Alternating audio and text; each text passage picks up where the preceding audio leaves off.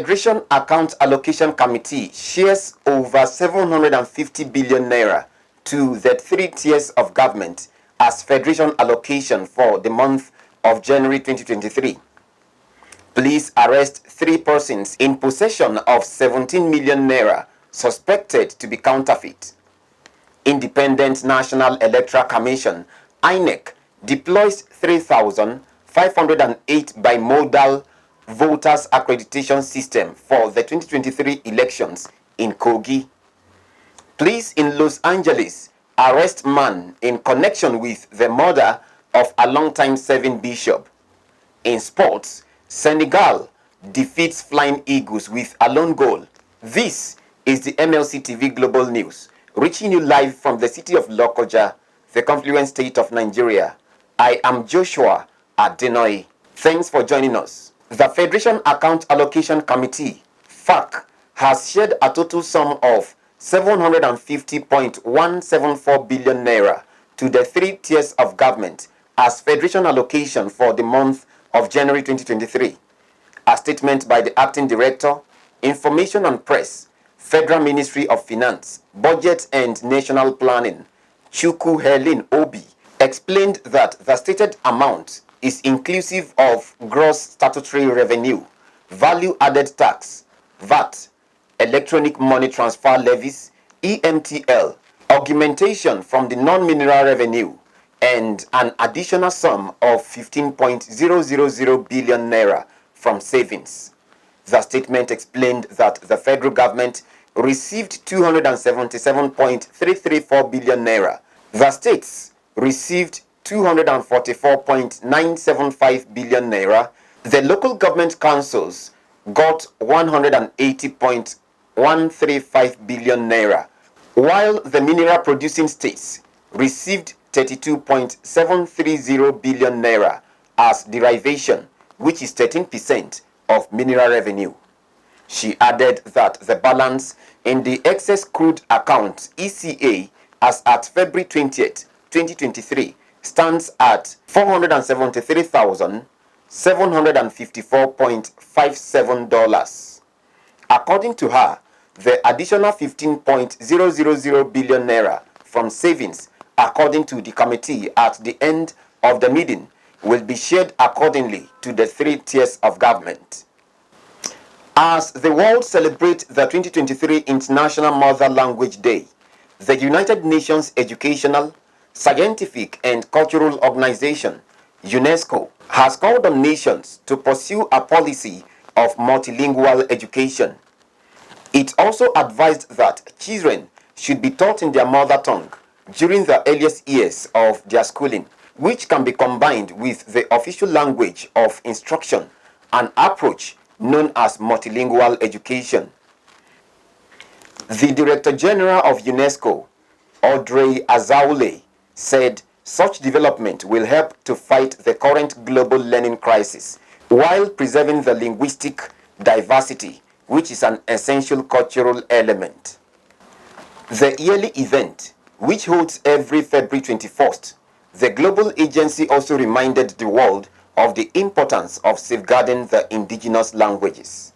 At least 40% of the more than 6,700 languages spoken around the world are threatened with extinction in the long term due to a lack of speakers. The Chartered Institute of Taxation of Nigeria, CITN, Lagos District Society, has paid a visit to the special correctional homes for boys in Ikeja, Lagos State. Speaking with newsmen, the chairman of CITN, Lagos District Society, Zainab Abdul Karim, said the visit was an opportunity for the institute to show its support for the welfare of young boys who have found themselves on the wrong side of the law. Zainab also explained that the visit was to provide support to the boys and help them understand the importance of being law-abiding citizens. During the visit, the CITN team engaged the boys in various activities, including talks on the importance of paying taxes and being responsible citizens. The team donated various items, including toiletries, books, and stationery to the boys. A communication expert and Vice Chancellor of the Federal University, Kachere, Gombe State, Professor Umaru Pate, has revealed reasons behind the onboarding of mass communication as a course in tertiary institution. Professor Pate made the revelation during a seminar at the School of Media and Communication Study in Pakistan. He said, to meet the present challenges faced by the media practitioners as a result of the advent of the internet and different gadgets in the industry, 8 courses have been introduced. Our reporter has more. Nigeria, with over 221 universities and over 200 million population, with diverse cultures, religions, and tribes, studying to communicate to or with such people in a heterogeneous environment need more than normal traditional ways of communication, where many have become distributors of information through many platforms on the internet. Professor Umaru Pate, the Vice Chancellor of the Federal University, Kachere, Gombe, said because the media is dynamic and multitasking, students are required to be well informed and tutored to stand out beyond classrooms. You have a student in a university who cannot draw the map of his country, who cannot tell you the history, who is least informed about the sociology or the anthropology of the complexities of his society, not to talk of his external environments. Such a journalist is barely literate. Yes, you can be a good editor, you can be a good reporter, but you are not reporting in a vacuum. You are reporting about people. Our aim always is for the classroom to be ahead of the newsroom, so that any student you train here can go to the newsroom and nothing will appear new to him or her. And he's already prepared to use whatever gadgets he may find in the newsroom. But our institutions, do we have the resources to continuously update our equipment in our studios and others so that we can train the students? This is a challenge that we have to be sure that any student graduating is digitally equipped, cognitively sound, and also equipped with multi-skills abilities, because this is no longer the era of training students with just one skill. One student should be able to do the camera work, the editing, the reporting, and whatever it is. He should be able to produce his or her own newspaper or blog and continuously run it. Aside from improving the working condition of journalists and leverage on press freedom, among the objectives to unbundle mass communication as a course is to develop journalists who will become solution providers, well informed to inform, educate and entertain the masses with proper funding and safety as they carry out their duties. Today, any media organization that is not online, that is not on any of these platforms, that cannot use latest gadgets to edit, to gather information, you're out of business. It is either you ship in or you ship out, or you are abandoned at the motor park and the world will continue to move. And these technologies are not in your control. You have to spend big money. And yet, the money from other sources that you expect are not coming in. So how do you do it? So the second challenge is that of getting the right technologies to survive. And look at it this way. While as a media organization, you have to spend big money to invest in technologies, you now have the rise of the citizen journalist. Somebody who, with his his handset, becomes a reporter, an editor, as well as a distributor. He's competing with you. And he also attracts advertising money on his platform. With a very cheap Android phone, then the third issue is that of contents.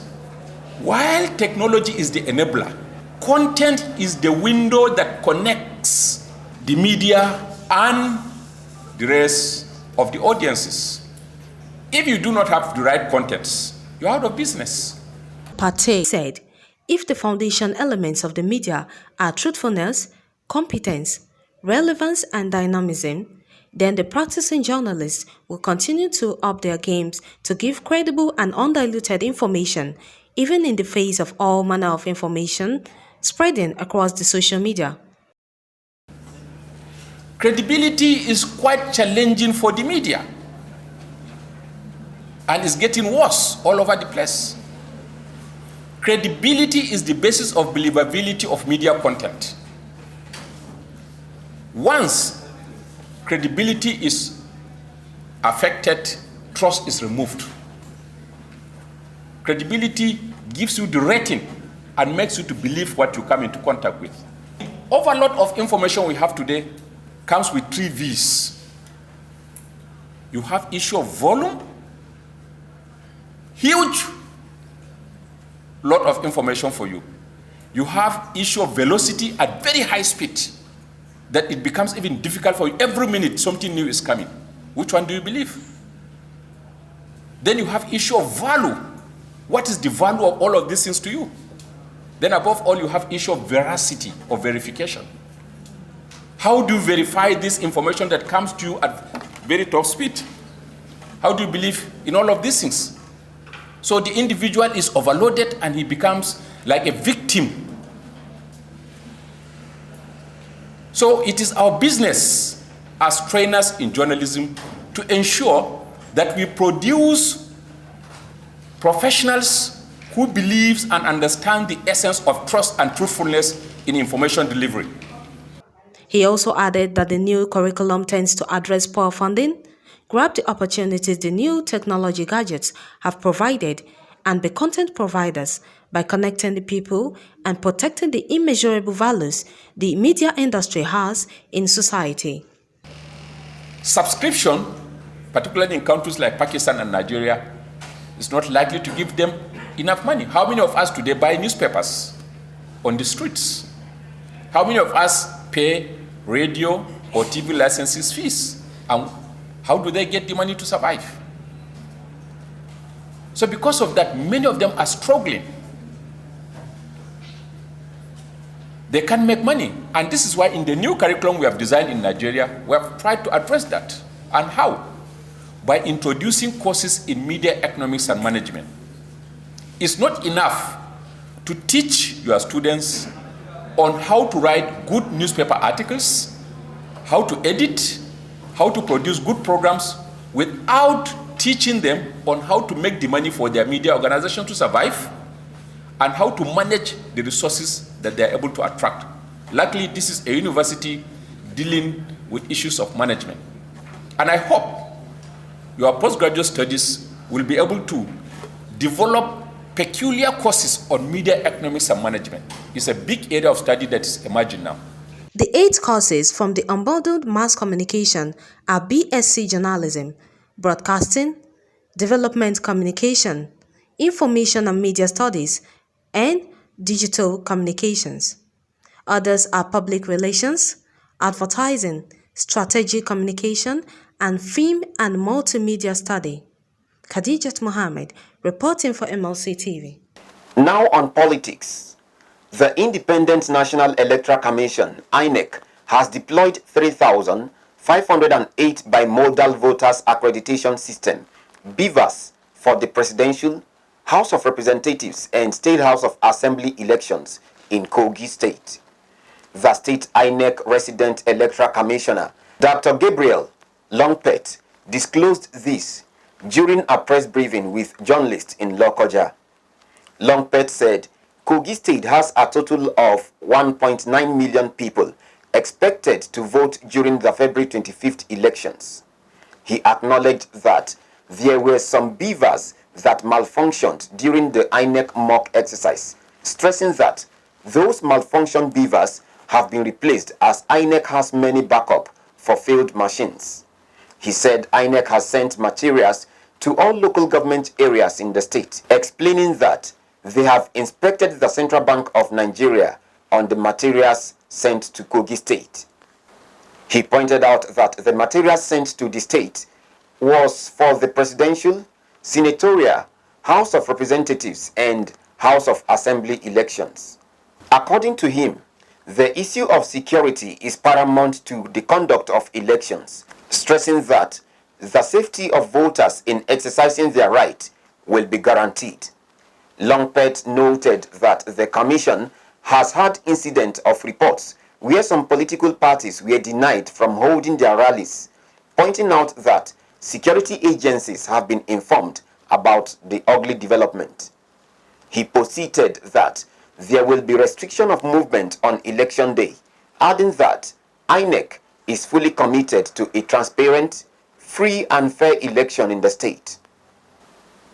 A governorship aspirant in KOGI State and a serving senator, Smart Adeyemi, representing KOGI West, has challenged other aspirants to a 2-hour debate on national television to tell the people of the state what they have to offer. Smart made the declaration when he picked his expression of interest and nomination form at the National Secretariat of the All Progressives Congress, APC, in Abuja. He said his wide experiences has given him an edge over many others who picked the gubernatorial forms. Our antecedent speaks for us. In the first instance, I would have loved a situation where all the contestants, and let me challenge all those who have taken form to contest governorship election in KOGI State, that I will want us to have a 2-hour live television network debate, so that they will tell Nigerians what they have not done in time past and what they want to do, and I will be telling Nigerians what I have done and why I merit to be the next governor of KOGI State. When you talk about someone who should govern is complexly like state, like KOGI, you'll be looking for somebody who has had experience of knowing the nooks and corners of this country, because KOGI is a mini Nigeria. You'll be talking about the uncountable number of tribes in KOGI State. You'll be talking about how complex the state is. You'll be talking about the needs and the aspirations of the people. For me, I'm sufficiently educated enough, experienced enough to govern KOGI State, to build on the foundation that is on ground, and build KOGI to a level of envy, a level where people will be attracted for investment. I will leverage on my knowledge, on my experience as a third-term senator in the Senate, and I'm the first indigenous of KOGI State that is running a third term in the Senate. So you can use that as the basis of assessing my competence and my acceptability. Meanwhile, pharmacist Abdul Karim Mohammed Jamiu Asuku, who is the chief of staff to Governor Yahya Bello, after picking his gubernatorial form, assured the people of consolidating on the achievements of his principal already delivered.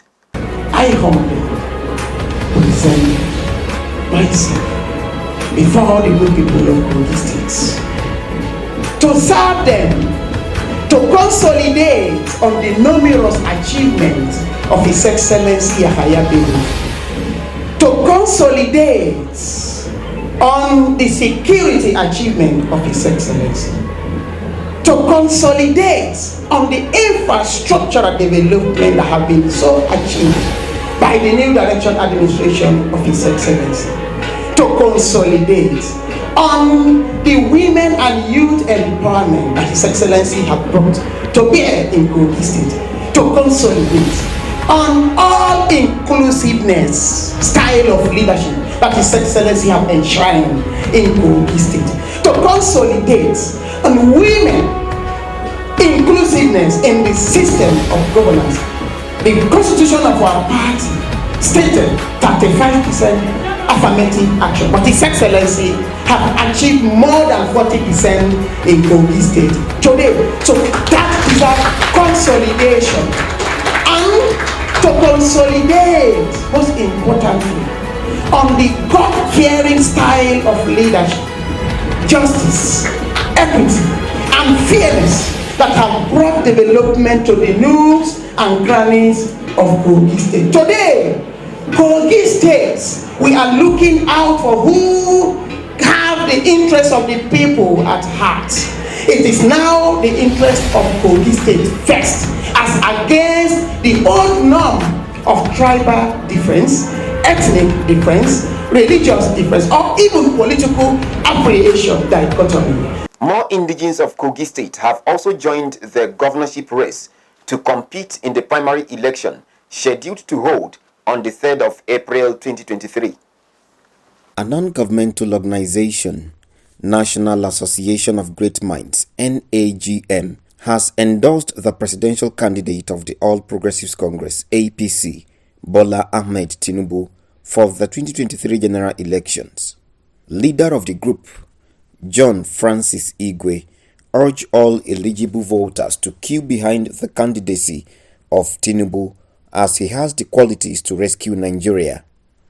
Igwe, who said the group has members spread across the country, is optimistic of victory for the APC candidate. He pointed out that the group, after accessing all the presidential candidates of other parties, decided on Bola Ahmed Tinubu because of the seamless manner he emerged from the party's primary. He added that when Tinubu becomes the president of Nigeria, Nigerians will be better for it. On crime, Kebbi State Police Command has arrested 3 persons in possession of currency notes suspected to be counterfeit that worth 17 million naira in Wara town of Ngaski local government area.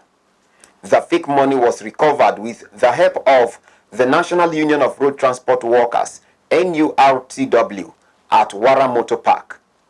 The State Commissioner of Police, CP Ahmed Magaji Kotangora, said Faruku Zubeiru, Ibrahim Musa, and Salisu Mohammed are natives of Gungu Tawaye and Chupamini village, Ngaski local government area respectively. CP Kotangora said investigations has been completed and the suspect would soon be charged to court for prosecution. Anambra State Police Command has declared one Mr. Eme Nnamdi Daniel wanted over alleged unlawful possession of a firearm, money laundering, defamation of character, fraud, and impersonation.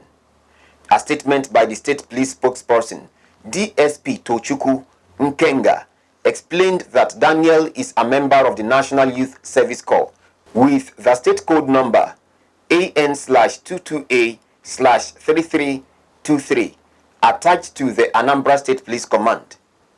Nkenga added that the 26-year-old corps member has been indicted in an ongoing investigation at the command. KOGI state government has condemned in strong terms an explosion which affected a section of the Okehi local government secretariat complex, saying that the security agencies have been charged to unravel the masterminds of the attack. The State Commissioner for Information and Communications, Kingsley Fanwo, in a statement explained that the state government's preliminary findings have shown that no casualty was recorded as a result of the proactive measures anchored on the state's iron-cast security architecture. He noted that the government was on top of the situation and had immediately put in place further measures to keep the people safe before, during, and after the elections. Fanwo called on residents of Okehi local government area and the entire people of Kogi Central Senatorial District to maintain calm while urging parents to properly guide their wards against being used as political thugs in the forthcoming elections. We go on a short break. We'll be right back. The time as suggested in the motion. From 31st January to June 31st, 2023, say aye. Those against say nay, the ayes have it. Do you know what it takes to lead? Do you understand what is politics? Do you have issues concerning the way we play politics? Do you have reservations about some political mugu? Do you want to serve or be served? Do you want to contest? Do you want to occupy any political office or be in charge of your world? All this and many more are what we discuss right here in the political arena. A program where we trash and arrange, condemn and commend, celebrate and blame all that play out in politics. Do not be told. Join me, Warren Available, every Saturday by 7 p.m. to throw more light on why we play politics the way we do and how we can play it better. Political Arena, building a government of the people and for the people. Don't miss it. Welcome back. On the foreign scene, a man wanted in connection with the weekend murder of a longtime Los Angeles bishop has been arrested. The suspect was wanted in the shooting to death of an auxiliary bishop, David O'Connell, and has been taken to custody during an operation by the Los Angeles County Sheriff's Department Special Enforcement Bureau.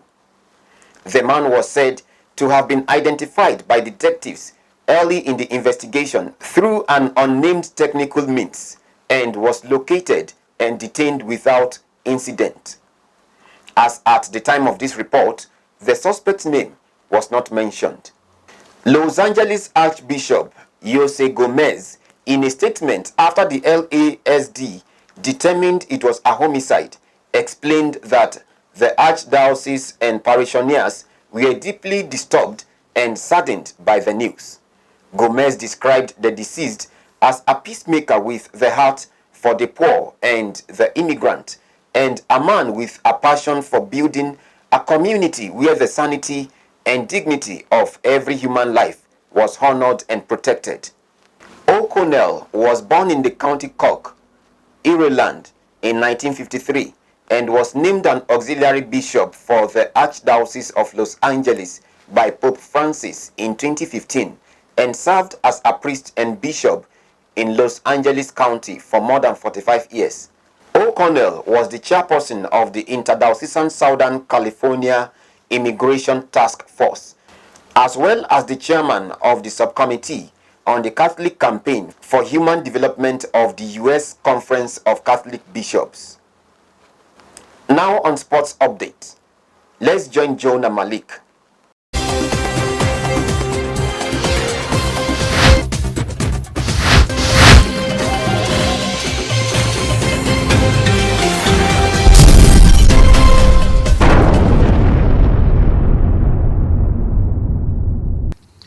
And on sports updates, Nigerian Professional Football League champions Rivers United have got their campaign in this year's CAF Confederations Cup back on track with a comprehensive 3-0 win over Ivory Coast ASEC Mimosas in their second group match at the Godswill Akpabio Stadium in Uyo on Sunday. Two first-half goals by Malachi Ohawume and Williams Okeme, plus one goal in the second half by Dennis Ndasi did the job for the Pride of Rivers, who were humbled by the Pilsneras of Congo-Brazzaville on match day 1. Rivers United now have 3 points from 2 matches and will travel to face Congolese side Mutemba Pembe next Sunday. Still on sports, Nigerian Flying Eagles' hope of winning his record-extending 8th continental title started in disappointing fashion after suffering a narrow 1-0 loss to Senegal in their opening Group A match of the 2023 African Under-20 Cup of Nations in Egypt. Suleiman Faye scored from a rebound 5 minutes before the end of the halftime to ensure that the Young Lions of Teranga claimed the maximum points to go top of the group ahead of the Nigerian boys. Earlier in the day, Egypt and Mozambique played out a goalless draw, with both teams boasting a point apiece. Up next for Bosso and his team is an all-important clash against Egypt. And that's sports update on MLC TV News. I am Malik Jonah reporting. Back to Akasta for more stories.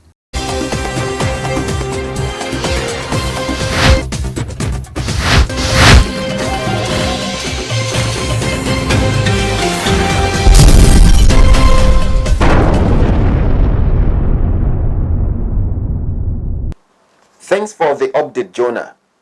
Matthias Ayodeji Peter has the latest entertainment news.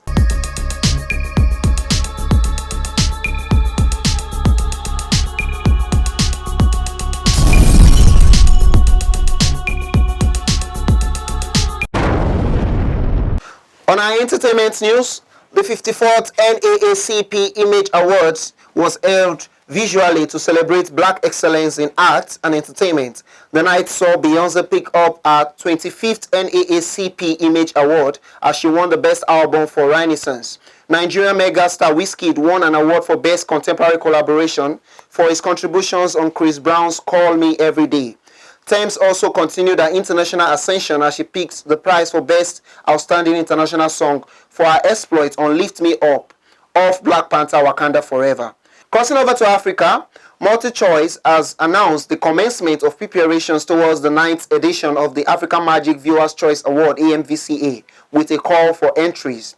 Dr. Busola Tejumola, head of content and West African channels MultiChoice, made the announcement in a statement on Monday in Lagos. Tejumola called on all African filmmakers to submit their movies and films publicly exhibited or broadcast between December 1st, 2021 and January 31st, 2023 for the 2023 edition of the awards. According to her, the entry portal opens on February 20th and closes on March 10th. She also said AMVCA returned last year after a one-year break with much pomp and pageantry, adding that it was an 8-day celebration filled with several activities affecting the different facets of the industry. According to Tejumola, the 9th edition slated for later in the year will see the return of social media category, which the fast-rising comedian Sabinus took home last year. She said that the award tag Best Online Social Content Creator recognized the growing acceptance of content creators across Africa. She explained that there were also categories like the Trailblazer and Lifetime Awards that are often emotional wins.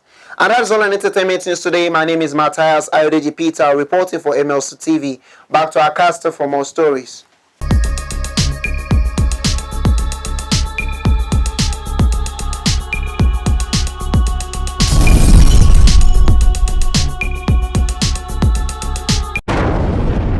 Thank you, Matthias. Death has occurred of Kamilu Ado Issa, the House of Representatives candidate of the New Nigeria People's Party, NNPP, for Wudil Garko Federal Constituency, Kano State. Issa, a former Assistant Comptroller General, died on Monday following a brief illness.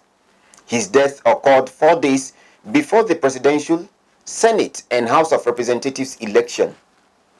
Presidential candidate of the NNPP, Senator Rabiu Musa Kwankwaso, in a condolence message, described the death of Issa as a huge vacuum that cannot be filled. He prayed Almighty Allah to forgive his shortcomings and grant him eternal peace. The deceased has been buried according to Islamic rites. And that is the size of our package.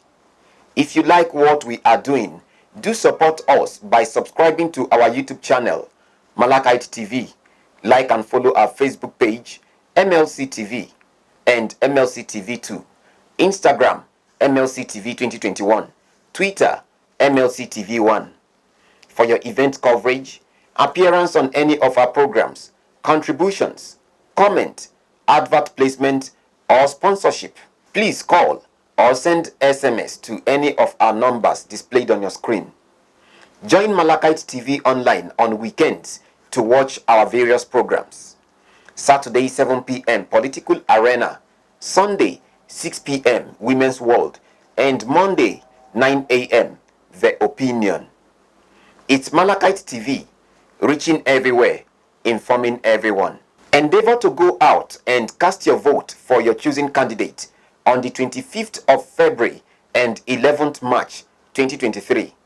Remember, your vote is your power. Don't waste it. Be your brother's keeper to build a happier and better society together. I am Joshua Adenoy. Thanks for watching. Bye for now.